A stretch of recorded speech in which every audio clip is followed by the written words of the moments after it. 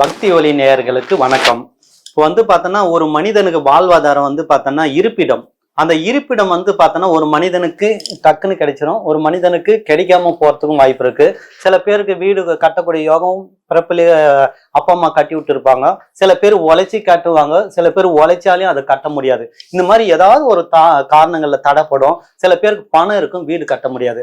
இப்படிப்பட்டவங்களுக்கு எல்லாம் பார்த்தோன்னா ஒரு பரிகாரங்கள், நிறைய மூலிகைகள் இருக்கு, நிறைய விஷயங்கள் நம்ம தெரிஞ்சுக்கலாம். இந்த மூலிகைகள் பார்த்தோன்னா இப்போ ஒரு இடத்துல நம்ம வீடு கட்டுறோம். அந்த வீடு கட்டும் போது என்ன பண்றோம்னா, நம்ம வீட்டை ஃபர்ஸ்ட் மண்ணை பார்க்கணும். அந்த மண்கள் என்ன பண்ணுவோம்னா, மண் வசித்தன்மை இருக்கான்னு பார்க்கணும். அந்த வசித்தன்மை இருந்தா அந்த வீடு நீங்க செங்கல் வச்சு கட்டினா ஸ்பீடா முடிஞ்சிடும், இல்லைன்னா முடியாது. இப்போ இல்ல ஒரு இடத்துல நீங்க என்ன பண்றாங்கன்னா, நல்ல ஃபர்ஸ்ட் கடகால் போடுறாங்க. அந்த கடகால் போடும் போது என்ன பண்றாங்கன்னா, அந்த கடகால் எல்லாம் நோண்டிடுங்க. நோண்டிட்டு நீங்க என்ன பண்றாங்கன்னா, போய் மணல் ஓட்டின்னு வருவாங்க, மண் ஓட்டின்னு வருவாங்க. அப்ப அந்த மண் எடுக்கக்கூடிய இடத்துல ஏதாவது ஒரு ஆத்தங்கரையிலயோ ஒரு பிணம் எரிஞ்சிட்டு இருந்தாலேயோ இல்ல ஒரு முள்ளு, சில மூலிகைகள்லாம் முள்ளு இருக்கும், அந்த முள்ளு எல்லாம் இருந்தா வீட்டுல அதே ஒரு சூனி மாதிரி சொல்லுவாங்க. சில ஆகாத மூலிகை வச்ச, எங்க ஊர்ல ஒரு செண்டை முட்டின்னு ஒரு மூலிகை இருக்கு, அந்த மூலிகை வச்சு அந்த குடும்பம் சண்டை வந்துடும். அது தெய்வம் எழுதுந்தாலும் சரி. இந்த மாதிரி நிறைய மூலிகைகள்லாம் இருக்கு. தெரியாத ஒரு மூலிகையிலோ தெரியாத ஒரு கல்லோ தெரியாத ஒரு பொருள் இருக்கும், ஆகாதது. அது இருந்தா அந்த இடத்துல நம்ம வீடு கட்டும் போது அது உள்ள போயிடுச்சுன்னா அது என்ன ஆகுனா, அந்த வீட்டு வேலை அப்படியே பாதியில நின்றோம். அது ஒரு விஷயம் இருக்கு. சில பேர் என்ன பண்ணுவாங்க, அக்கம் பக்கங்கிறவன் வீடு நல்ல பாவம் நல்ல கடகால் போட்டு கட்டுவான். இவனுக்கு போறாம போச்சிருப்பு. இவன் என்ன பண்ணுவான், இவன் எப்படியாவது வீடு கட்டக்கூடாது, இவன் எப்படியாவது போறாம போச்சிருப்புல இவன் என்ன பண்ணுவான், அக்கம் பக்கத்துல இருக்கிறவன் கிட்ட இப்போ ஒரு சாமியார் கட்ட, சாமி பக்கத்துல ஒரு வீடு கட்டுறான், அவன் எப்படியும் கட்டவே கூடாது, அவனை எப்படியாவது தடுக்கணும். ஏன்னா மனிதனுடைய எண்ணங்கள் அப்படிதான் போயிருக்குது. அவன் நல்லா இருக்கணும்னு நம்ம சொல்ல மாட்டான், ஏதாவது வழி இருக்கான்னு கேட்பான். அவன் என்ன பண்ணுவான், நீ மயானத்துல போயிட்டு அந்த சாம்பல் இருக்கு பாருங்க, அந்த முட்டை ஒரு தடவி வேப்பனையை தடவி போட்டு அந்த வீடு விளங்காதுவான். இந்த மாதிரி ஏதாவது ஒரு கெட்ட விஷயங்கள் அந்த இதை எடுத்துன்னு போட்டான்னா அந்த வீடு விளங்காம போயிடும், இல்ல பாதியில நின்றோம். இப்படிப்பட்ட விஷயங்கள் இருக்கும்போது நம்ம இதுல இருந்து தப்பிக்கிறதுக்கு என்ன வழி, இதுல இருந்து நம்ம மீறத்துக்கு என்ன வழி, இதுல இருந்து நம்ம மீண்டும் அந்த வீடு அமோகமா கட்டி அதை நல்ல அந்த இடத்துல அனைத்து தெய்வங்களும் கட்டாசம் வர்றதுக்கு என்ன வழின்னு கேக்குறாங்கன்னா, நம்ம என்ன பண்றாங்கன்னா, ஃபர்ஸ்ட் நீங்க உங்க குலதெய்வ கோயிலுக்கு போங்க. அந்த குலதெய்வத்து கோயிலுக்கு போயிட்டு மனசார அங்க வேண்டுங்க. வேண்டிட்டு நல்ல மனசுக்குள்ள வேண்டிட்டு அங்க சக்கரை பொங்கல், அவளு பொறி, கல்ல என்ன அவங்க குலதெய்வத்து குறிக்குதோ அதை மனசுக்குள்ள வேண்டிட்டு அந்த இடத்துல பொங்கல் வச்சுட்டு, இந்த மாதிரி நான் வீடு கட்ட போறேன், இந்த வீடு எந்த தடையும் இல்லாம நமக்கு நடக்கணும்னு சொல்லி நம்ம அந்த இடத்துல அந்த குலதெய்வத்து கூட ஒரு எலுமிச்சை மலத்தை வச்சு அதை கையில எடுத்துட்டு வந்துருங்க.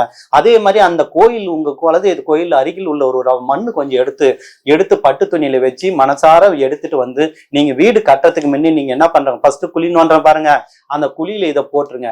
இதை போட்டுட்டு நீங்க பூஜை ஆரம்பிச்சிருங்க. நிச்சயம் உங்களுக்கு அது ஒரு படி நமக்கு அடுத்து கட்டமா போவோம். அடுத்து அதே மாதிரி நீங்க என்ன பண்ண போறாங்க, இப்ப வீடு கட்டுறோம், நேரம் காலம் எல்லாம் பார்ப்போம். சில பேர் நேரங்காலம் கூட பாக்குறதுல, அது ஒன்றும் பிரச்சனை இல்லை. அவங்களுடைய பிரம்ம முகூர்த்தத்துல நீங்க எது செஞ்சாலும் வெற்றி உண்டாகும், அதை நான் சொல்லிட்டேன். இப்போ நீங்க என்ன பண்றாங்கன்னா, உள்ள இப்போ பார்த்தோன்னா ஒரு 5 பேர் குடும்பத்துல இருக்காங்கன்னு வச்சுங்க, நம்ம முதல்ல அந்த செங்கலை எடுத்து வைக்கக்கூடிய எண்ணங்கள், ஒரு நல்ல ஒரு தூய்மையான எண்ணங்கள் படைத்த ஒரு நபரை கூட்டிட்டு வாங்க.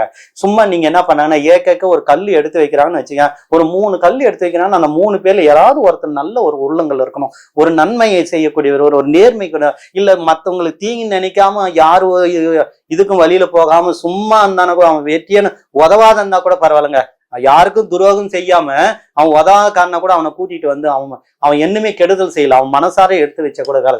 அந்த மாதிரி யாராவது ஒரு 3 நபர்கள் இல்ல ஒத்தப்படையில 5 நபர்கள்ல அந்த செங்கலை வச்சுட்டு நம்ம பூஜை பண்ணி வச்சுட்டோங்கன்னா நிச்சயம் அந்த இடத்துல அந்த வீடு வளர்ப்பு வந்துடும். ஏன்னா அவங்களுடைய எண்ணங்களே நம்ம அந்த வீடு வளர்ந்து கொண்டு போயிடும். அது ஒண்ணு.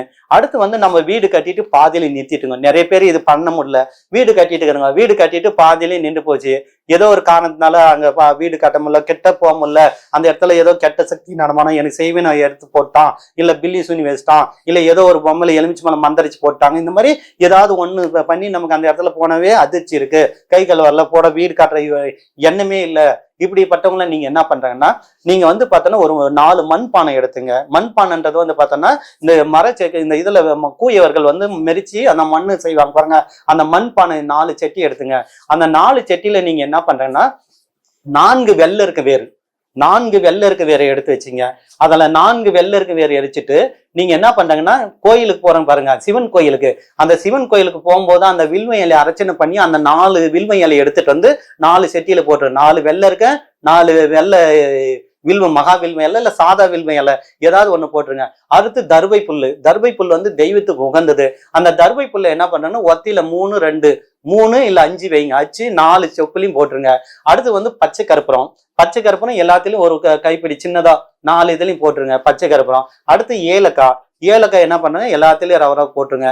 நாட்டு மருந்துகள்ல பாதரசம் கேளுங்க, அந்த பாதரசம் எல்லாத்துலயும் ரவ ஊத்திருங்க. அடுத்து பாதரசம் ஊத்திட்டு நீங்க அருகில் உள்ள போங்க. எங்கன்னா ஒரு இடத்துல காட்டுங்கள்ல போயிட்டீங்கன்னா புல்லுருவி கிடைக்கும். புல்லுருவி வந்து பார்த்தோன்னா ஒரு மரத்துல ஒட்டி ஒரு புல்லுருவி இருக்கும். புல்லுருவிக்கு அதீத சக்தி இருக்கும். ஒரு மரம் இருக்கும், அந்த மரத்துல ஏதாவது ஒரு மரம் மாதிரி வரும். அது இருந்தா ஒரு 4 வச்சுங்க. அப்படி இல்லைன்னா அது இல்லைன்னா கூட விட்டுருங்க, பரவாயில்ல. இந்த சிவப்பு சந்தனம்னு ஒரு மூலிகை வரும். அந்த சிவப்பு சந்தன மூலிகை வந்து பார்த்தோன்னா அதுதான் செம்மர கட்டைன்னு வாங்கும். அது வந்து இயற்கை வசியத்துக்கு உகந்தது. அந்த 4 செடியும் அதில் போட்டுட்டு அடுத்து தர்பை புல்லு, வெட்டி வேறு, ஜவ்வாது ஒரு டப்பா கொட்டிருங்க. கொட்டிட்டு நீங்க குங்குமம், மஞ்சள், திருமஞ்சனம் இதெல்லாம் போட்டுட்டு ஒரு மூடி வச்சு நீங்க என்ன பண்ணனா 4 மூலி வீட்டுக்குள்ள குழி நோண்டிருங்க. குழி நோண்டிட்டு பசு சாணம் கீழே வச்சுட்டு இதை வச்சுட்டு அது மேல பசு சாணம் வச்சு மூடிருங்க. அவ்வளவுதான். மூடிட்டு அந்த இடத்துல நல்ல கருப்பு வாசனை திரவங்களை போட்டீங்கன்னா நிச்சயம் பாதி நின்ற வீடு உடனே ஏதோ ஒரு வீட்டுல பணம் கிடைச்சு அந்த வீடு கட்டக்குன்னு போயிடும். ஏன்னா வீட்டுடைய வேலை அப்படி சுறுசுறுப்பாகும். இதை நீங்க வீடு கட்டாததுக்கு முன்னே நீங்க பண்ணாலையும் அமோகமா தடப்படாது. யாராவது இது முன்ன செஞ்சு வச்சுட்டீங்கன்னா வீட்டு வேலை அவ்வளவு அற்புதமாகும். அது ஒண்ணு. அதே மாதிரி இந்த வீடு கட்டுறவங்கள வந்து பார்த்தோன்னா எப்படி பார்த்தாலும் வாஸ்து பிரச்சனை அந்த பிரச்சனை ஒரு நபர் சொல்லுவாங்க. நீ இந்த வாஸ்து பிரச்சனைக்கு என்ன பண்ணுவ, அந்த வீட்டை எடுக்கணும், இந்த மூலையை இடிக்கணும், அந்த மூலையை இடிக்கணும், இதெல்லாம் நீ இடிக்கவே தேவையில்லை. நான் தான் ஒரே வார்த்தை சொல்றேன், இந்த மூலிகை யார் இடத்துல அதில் கூட மகாவில் ஒரு 4 செடியை வச்சிரு, அவ்வளவுதான். இதை வச்சிட்டுனா அந்த இடத்துல இது வச்சிட்டுனா வாஸ்தே வேலை செய்யாது, அவ்வளவுதான். வாஸ்தே இல்லைங்க. இந்த மூலிகைக்கிற இடத்துல மகாவில்வம் நான் சொன்ன வெள்ளை இருக்கேன், இந்த நான் சொன்ன பொருள் எல்லாம் 4 மூலி பூமியில வச்சுட்டீங்கன்னா அந்த இடம் வாஸ்தை பத்தி கவலையே பட தேவையில்ல. ஏன்னா வாஸ்துன்றது வந்து சில இடத்துக்கு மட்டும்தான் செட் ஆகும். இப்ப சென்னையில எல்லாம் பார்த்தோன்னா மெயின் ரோட்ல எப்படியோ திருப்பி இந்த சைடு அந்த சைடு எல்லாம் கட்டி வச்சுன்னா அந்த இடத்துல வியாபாரம் ஓடாம ஓடுது இல்ல. அதுக்கும் இதுக்கு சம்மதம். நீங்க இருக்குன்னு நினைச்சீங்கன்னா வாசு இருக்குன்னு இருக்கு, இல்லைன்னு நினைச்சு போ. நீயா இருக்குன்னு நினைக்கிற, இல்லைன்னு நினைச்சு அந்த இடத்துல உன் குலதெய்வத்தை பொடி, இஷ்ட தெய்வத்தை பொடி, மூலிகை நம்பு. இதை பிடிச்சுன்னா நிச்சயமா உனக்கு வாசே தேவை. தூக்கி வீசாட்டு நம்ம குலதெய்வத்துக்கு குலத்தை காக்கக்கூடிய தெய்வம் குலதெய்வம் பார்த்துக்க போகுது, மூலிகை நான் சொன்ன மூலிகை காப்பாற்ற போகுது. அப்படிப்பட்ட பொருள் இருக்கும்போது நீ எதுக்கு சும்மா வீட்டை இடிக்கிற? லட்சமோ செலவு பண்ணி நீ வீட்டை இடிக்கிறது மிகப்பெரிய தவறு விஷயம். என்னை பொறுத்தவரையும் மற்றவங்க சொல்லுவாங்க, என்னுடைய இதுல எதுவுமே கிடையாது. தைரியம், குலதெய்வம், தன்னம்பிக்கை, உண்மை இது இருந்தால் நீ வாஸ்தை பத்தி கவலையே பட தேவையில்ல, ஜோதிடத்தை பத்தி கவலை தேவையில்ல, சாமியாருக்கு சொல்றத கவலையே பட தேவையில்ல. இதெல்லாம் கரெக்டா நீ தானே யார் உதவியும் தேவையில்லாம அந்த இடத்துல எல்லாமே வாழலாம். ஏன்னா அதில் நான் சொல்லி இருக்கிறேன்ல, சகல தேவதைகளும் வசியம் செய்யக்கூடிய மூலிகை இருக்கும் போது நீ ஏன் கவலைப்படுற? உன் குலதெய்வம் போய் மண் எடுத்துன்னு வந்து அதில் போட்டுக்கிற, எலுமிச்சி மலை எடுத்துன்னு வச்சுக்கிற, நீ ஏன் அறியாம ஒன்னும் வாஸ்தை நம்புற? உன் குலதெய்வத்தை நம்பினா அதெல்லாம் நம்பவே தேவையில்ல, அவ்வளவுதான். என்னை பொறுத்தவரை தூக்கி எறிஞ்சிட்டு போயினே இரு. இந்த மாதிரி வீட்டு பிரச்சனைங்க தயவு செய்து வீட்டை இடிக்கிற வேலையே தேவையில்ல. ஆனா நான் ஒண்ணு சொல்றேன் பாருங்க, இந்த வீட்டை இடிக்காதா ஏதாவது ஒரு பரிகாரம் சொல்லி ஏதாவது கோயிலுக்கு செய்யணும் செய்ய மாட்டேங்க. ஆனா அவங்ககிட்ட போய் லட்சக்கணக்கு சொல்லி அதை இடிச்சு பல லட்சம் செலவு பண்றேங்க. நான் இந்த மூலிகையை எடுத்து உனக்கு காப்பு கட்டி பூஜை பண்ணி கொடுக்கணும்னா 7 படி கேள்வி கேட்போங்க. மனிதனுடைய இயல்பே இப்படிதான் ஆயிப்போச்சு. சரி, இருந்தாலும் எனக்கு அதை பத்தி கவலை இல்லை. என்னை பொறுத்தவரையும் முடிஞ்சவரையும் மக்கள்ல எவ்வளவு நன்மை விஷயம் போதோ அது சேரட்டும், அதே எனக்கு போதும். அதனால தேவசோதனை இந்த கட்டிய வீட்டுல இடிக்கிறது வேண்டாம். வாசு பிரச்சனை இருக்கிறவங்க இடிக்காதுங்க, தயவுசெய்து பாதியில இருக்கிறவங்க இடிக்காதுங்க. அதே மாதிரி இந்த வீடு கிடைக்கலன்றவங்களும் நீங்க என்ன பண்ணுங்கன்னா, வீடு கிடைக்காதவங்க கூட இந்த வீடு வேணும்னு சொல்லி நான் சொன்ன பாருங்க, இதே மூலிகை வந்து நீங்க வந்து மனசார நீங்க வந்து ஏதாவது ஒரு கோயில்ல வந்து இதெல்லாம் எடுத்துட்டு வந்து குலதெய்வத்தை எடுத்துட்டு வந்து இந்த மூலிகளை எடுத்துட்டு வந்து வீட்லயே வச்சு அந்த குடிவை வச்சு பூஜை பண்ணின்னு எனக்கு வீடு யோகம் அமையணும், எனக்கு வீடு உடனே கிடைக்கணும், வீடு எனக்கு வசி சக்தி வரணும் இப்படின்னு உன் குலதெய்வம் பூஜை பண்ணின்னு வந்தனா நிச்சயம் இன்னைக்கு இல்லைன்னா கூட நாளைக்கு உனக்கு அந்த வீட்டுடைய யோகம் கிடைச்சி இடம் வாங்கி நீ பில்டிங் கட்டிடலாம். ஏன்னா தெய்வங்கள் மனசு வச்சா, நாம மனசு வச்சா நிச்சயம் வீடு என்ன பங்களா கூட கட்டலாம். அதனால நீங்க மனசு வைங்க, வீடு இல்லாதவங்க ஈஸியா வீடு கட்டலாம்.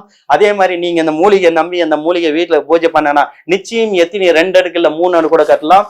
ஓம் கணபதி, ஓம் காளி, ஓம் நமச்சிவாயம்.